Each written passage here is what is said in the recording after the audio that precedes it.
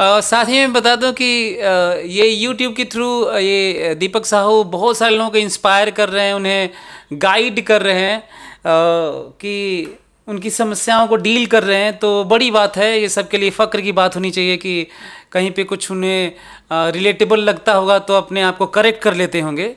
बहुत अच्छा लगता है कि दीपक आता है मेरे यहाँ, मिलते हैं हम लोग और इंट्रोडक्शन करवाते हैं यहाँ के बच्चों से। दीपक यहाँ पे एक रूमर की तरह कोचिंग वाले बनारस में खासकर फैलाए हुए हैं कि दीपक यहाँ का नहीं है, 2 महीना 1 महीना पढ़ा, ये कहीं और का है। रिजल्ट जैसे होता है ना कि लोग यूज़ करते हैं, जैसे यहाँ बनारस में इस बार 2024 में एक बच्चा है जिस वो टॉपर सभी दिखा रहे हैं। यहाँ पे 4 कोचिंग, नाम लेना सही नहीं होगा लेकिन 4 कोचिंग वाले सब फोटो छापे हुए एक ही का। अच्छा। टॉप रैंक 705 आया था। तो आप सुन रहे हैं 715 वाले को 720 में से, और उस समय बड़ी चीज़ हुआ करती थी, ये सब नहीं आता था, बड़ी मुश्किल से आता था। तो बहुत बड़ा रिजल्ट है और बनारस के लिए तो अभी तक का रिकॉर्ड ब्रेकिंग है। इससे ज़्यादा मार्क्स नहीं आया है, इससे अच्छा रैंक नहीं आया है बनारस में।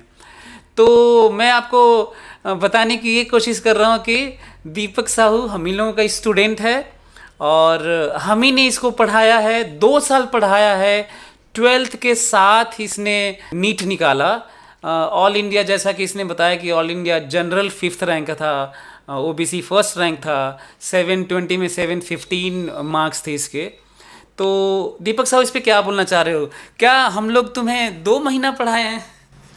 बिल्कुल नहीं, डेफिनेटली 2 महीने, पता नहीं ये रूमर्स कहाँ से है sir. Definitely sir, Nag sir, Brajesh sir, Arun sir, 2 साल हम लोग कनेक्टेड रहे, 2 साल तक डेफिनेटली तैयारी करते रहे।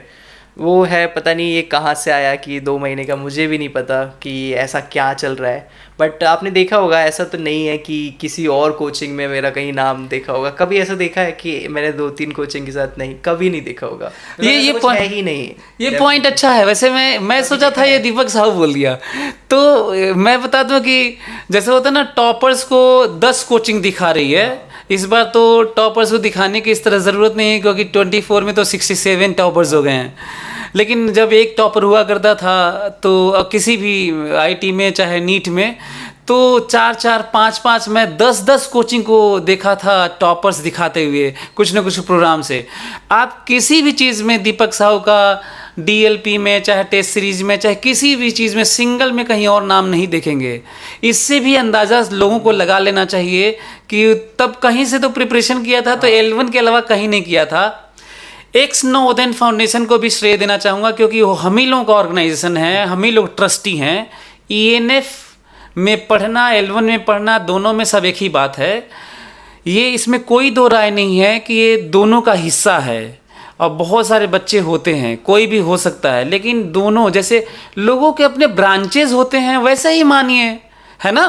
तो कंफर्म कर देता हूँ क्योंकि लोग यहाँ पे बनारस में इस तरह का रूमर फैला रहे हैं कि L1 का जो ये वाला रिज़ल्ट है यहाँ का है, तो वो वाला रिज़ल्ट सब बनारस का है भाई।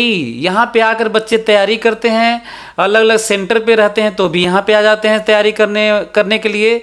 तो ये तो होता ही और होना भी चाहिए। ये तो बड़ी बात है कि हम लोग, और रही बात दीपक साहू की, तो दीपक साहू खुद बोल रहा है कि 2 साल हमने ही पढ़ाया है।